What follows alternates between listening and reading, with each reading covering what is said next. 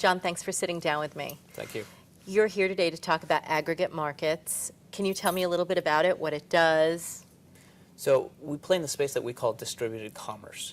The challenge we're solving for retailers is how to remain engaged with their consumers as their consumers spend more time off traditional e-commerce sites and more time in Facebook and other places. So can you distribute the e-commerce experience and actually put a point of sale across the web?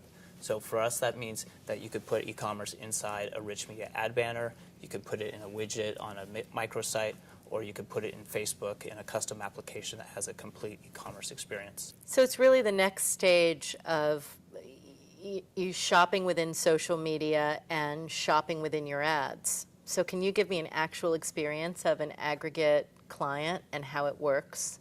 So we did a campaign recently for the movie studio company Lionsgate for the Kick-Ass DVD release a couple of months ago. The objective there was to put that point of sale across the internet, essentially. We enabled rich media ad banners with our partners PointRoll, Traffic Marketplace, mobile ad units, partnering with JumpTap, and then a Facebook commerce application that leveraged their fan base.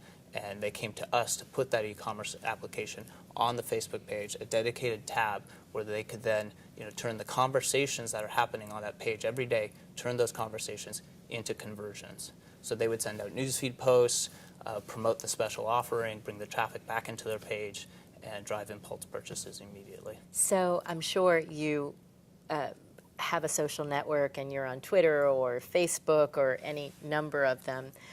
How do you engage? What annoys you that people share? What do you like that people share? How do you share? People probably share too much.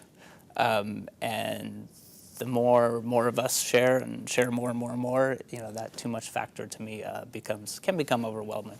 So how do you dial that down? How do you control that? How do you have the right settings in Facebook, for example, so that so one of the challenges we face, I'll give you an example. If a client of ours does a newsfeed post announcing a special on their Facebook page, how do we know that their fans are actually going to see that post? Right? Your average fan is getting probably hundreds of posts every day from all their friends, and it's all over the place, and their newsfeed is overwhelmed. And if they're not seeing that that promotional post within 10 minutes, is probably below the fold. So that managing that sheer volume is definitely a challenge. What's it like working for a startup in 2010 in the digital media world? That's exciting. There's a lot of action out there. That also means there's a lot of competition, but that's a good thing. I've always said if there aren't other horses running in your race, then you're probably in the wrong race. So definitely very exciting times, and we've turned the corner. Obviously, a couple of years ago was a lean year in terms of business activity and financing and all that, but we're definitely on the rebound now, and this is very exciting. We live in a very special moment in history.